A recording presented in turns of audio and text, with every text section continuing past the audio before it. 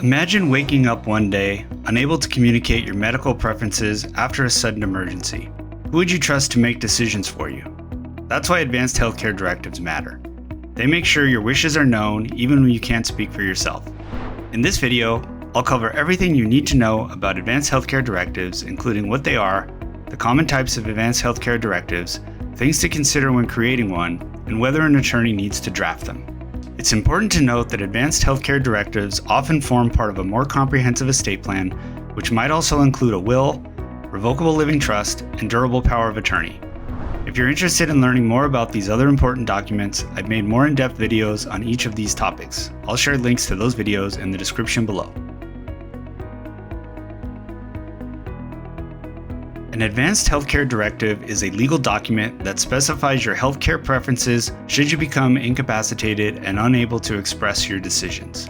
There are many types of Advanced Healthcare Directives, each designed for specific purposes.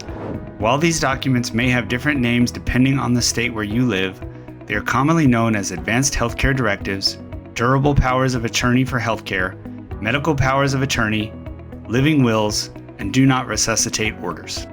In California, for example, the legal document that allows individuals to outline their preferences for medical care if they become incapacitated is typically referred to as an Advanced Healthcare Directive. This directive combines elements of a living will and a medical power of attorney, and it allows Californians to specify their healthcare preferences, appoint a healthcare agent, provide instructions for end-of-life care, and make decisions about organ donation. A durable power of attorney for healthcare, often also referred to as a medical power of attorney, is a legal document that allows the principal to appoint another person as their agent or healthcare proxy to make healthcare decisions on their behalf if they become incapacitated. The purpose of this document is to ensure that the principal's healthcare wishes are followed when they are not in a condition to communicate their desires directly. This could involve decisions about medical treatments, surgeries, managing healthcare services, accessing medical records, and talking with healthcare providers to make informed decisions. The durable aspect of this power of attorney means that it remains in effect even after the principal has become incapacitated, unlike a standard power of attorney, which typically ceases if the principal loses decision-making capacity. A living will is specifically designed to communicate your wishes concerning medical treatment in end-of-life scenarios.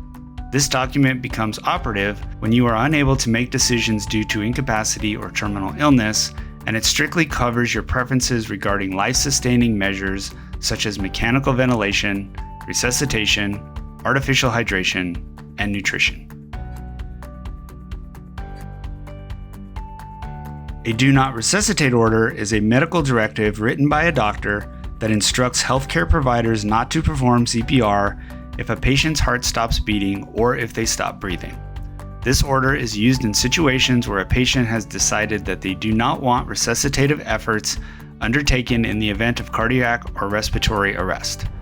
The Do Not Resuscitate order is distinct from other types of Advanced Healthcare Directives because it is a physician's order and must be signed by a doctor.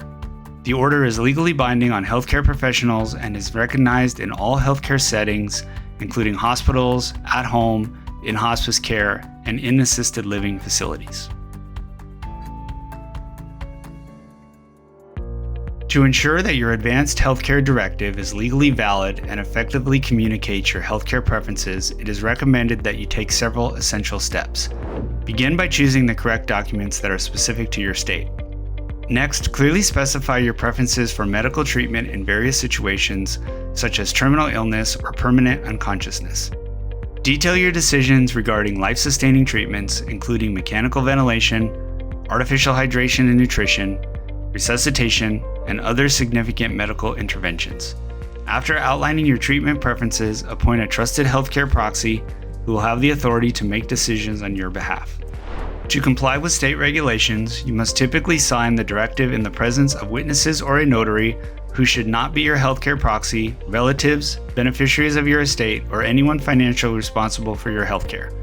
Lastly, communicate your directives to your healthcare proxy, family members, and physicians, and distribute copies of the documents to them. While I always recommend speaking with an attorney for complex or highly personal situations, an attorney isn't always necessary. For many people, online platforms are a smart way to create legal documents affordably and efficiently. That's why I partnered with trusted names like Trust and Will, Nolo, LegalZoom, and Rocket Lawyer to make estate planning more accessible. You'll find those affiliate links below, and using them helps support this channel at no extra cost to you. These tools allow you to create essential legal documents from home, quickly, affordably, and on your schedule. Take control of your future. Create your healthcare directive today.